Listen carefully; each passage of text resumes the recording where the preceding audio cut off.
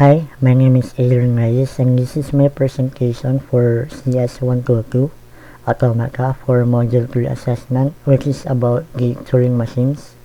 I will talk about who Alan Turing is, what is Turing machines, the types, the parts, the components, and why Turing machines is considered an ideal model for modern computers. And I will use a running lesson throughout to tie everything together. So who is Alan Turing? Alan Turing was a British mathematician, logician and cryptanalyst, often called the father of theoretical computer science and artificial intelligence. In 1936, he published a paper called On Computable Numbers, where he addressed a major open problem posed by mathematician David Hilbert, whether there exists a general procedure that can determine for any mathematical statement whether it is true or false. To answer this, Turing invented an abstract machine, now called the Turing machine, as a precise formal model of what it means to compute something step by step. Using this model, he proved that no such general procedure exists, which is known as the undecidability of the Einstein-Jones problem, and is closely related to what is now called the Hawking problem. Beyond this theoretical work, Turing played a critical role during World War II at Bletchley Park, where he helped design the Bombay machine, used to break the German Enigma cipher, work that is credited with significantly shortening the war. Later, he also contributed foundational ideas to artificial intelligence, proposing what is now called the Turing test as a way to evaluate whether a machine can behave in a way indistinguishable from a human. Because of this body of work, the highest honor in computer science, the Turing Award, is named after him. So, what is the Turing machine? A Turing machine is an abstract mathematical model of computation. It was never meant to be a physical machine. It is a formal way of defining exactly what it means for something to be computable.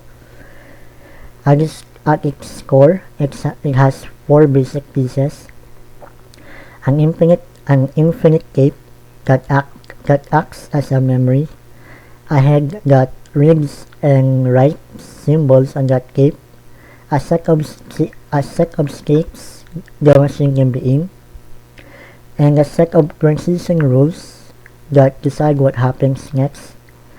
I will go into each of these in more depth in a moment, but first, here's the example I will use to all of this in action.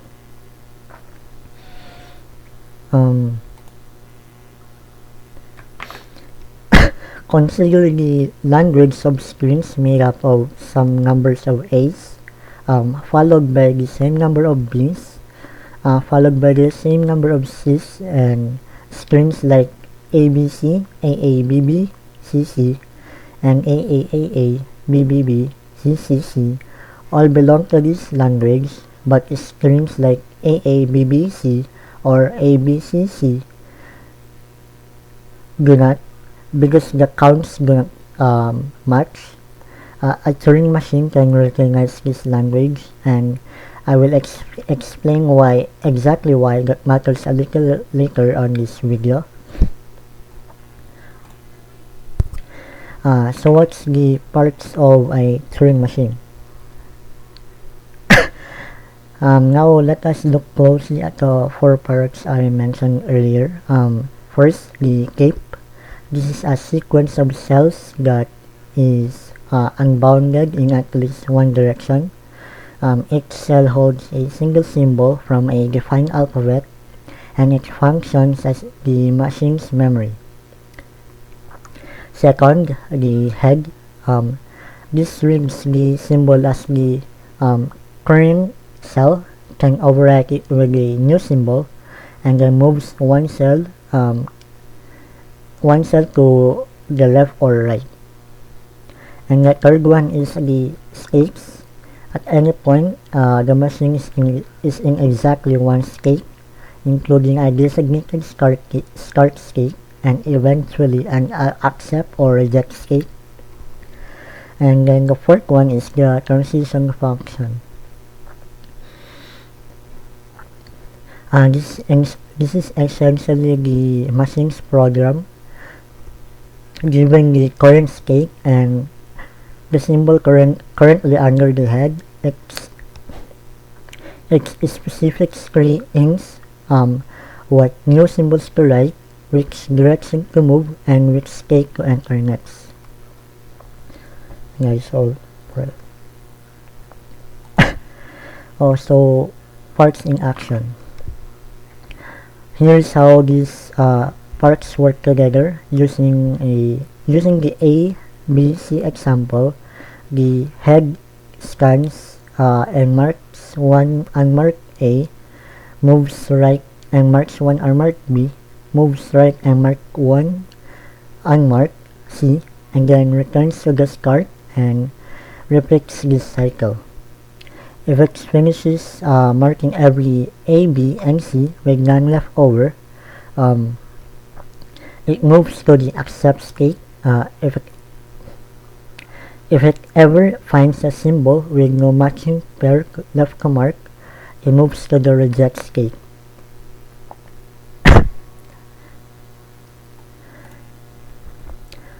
So, what are the types of Turing machines? There are several types of Turing machines beyond the standard version. It's useful for different purposes. The multi-cape Turing machine uses several capes and heads instead of one. It is not more powerful in terms of what it can compute. Anything a multi-cape machine can do, a single cape machine can also do.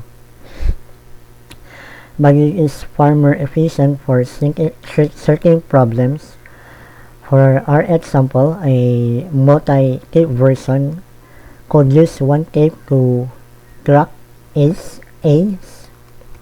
one for B's and one for C's at the same time, comparing counts directly instead of scanning back and forth across a single cape.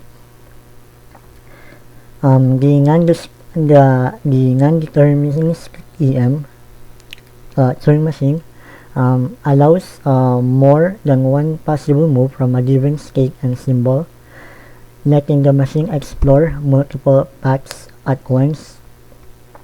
It is also equal in computing power to the deterministic version, but non-determinism is a central idea in complexity theory, especially when discussing the P versus NP question. The universal Turing machine is one of the most important types. Instead of being built to solve one specific problem, it takes as input a description of another Turing machine along with that machine's input, and simulates it. And this is the theoretical basis for the idea of a general purpose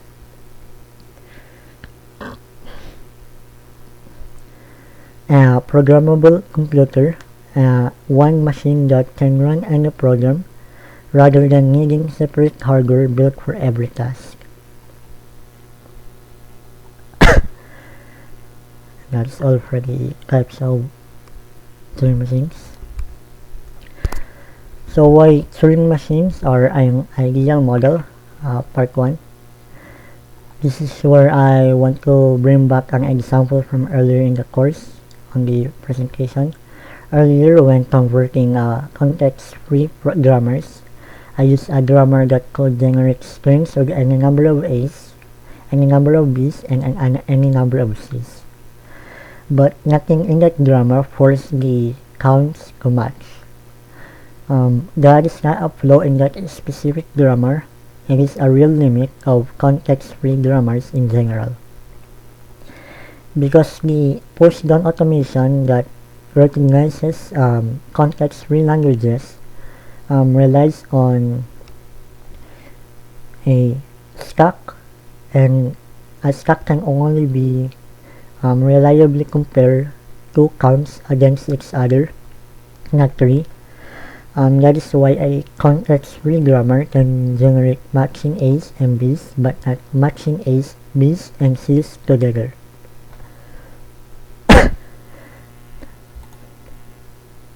So, for part 2,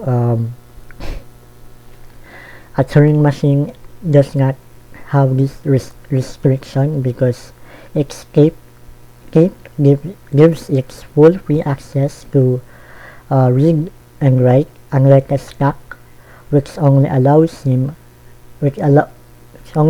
limited access.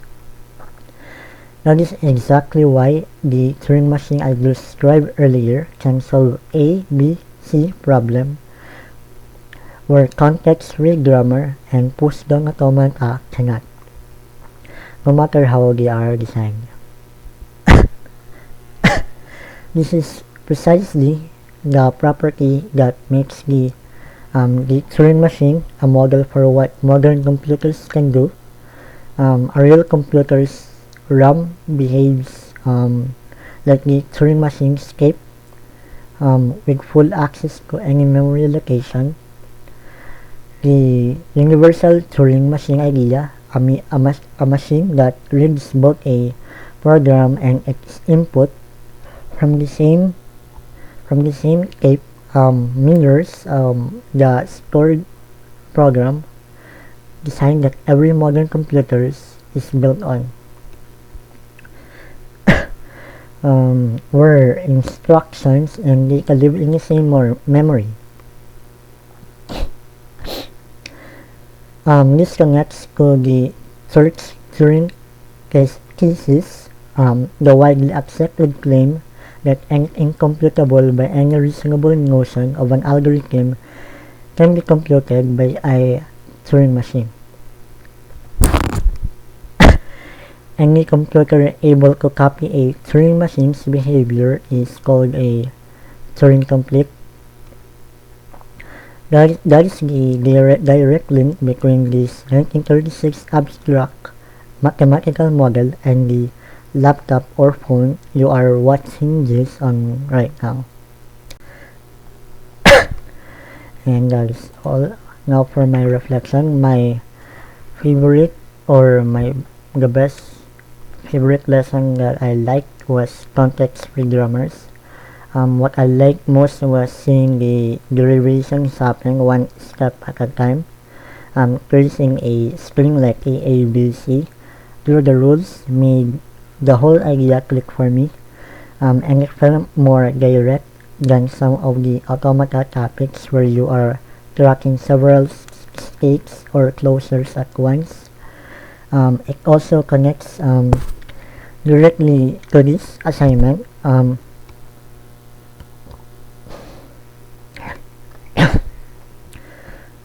Since the same idea explains why Turing machines are more powerful than context-free grammars. The topic I struggled with was converting an NFA with epsilon transitions into an equivalent DFA, tracking epsilon closures before even building the transition cable made it hard to hold everything in my head. With more of your time, I think I could get more comfortable with it, but it did not click the way context-free grammar did.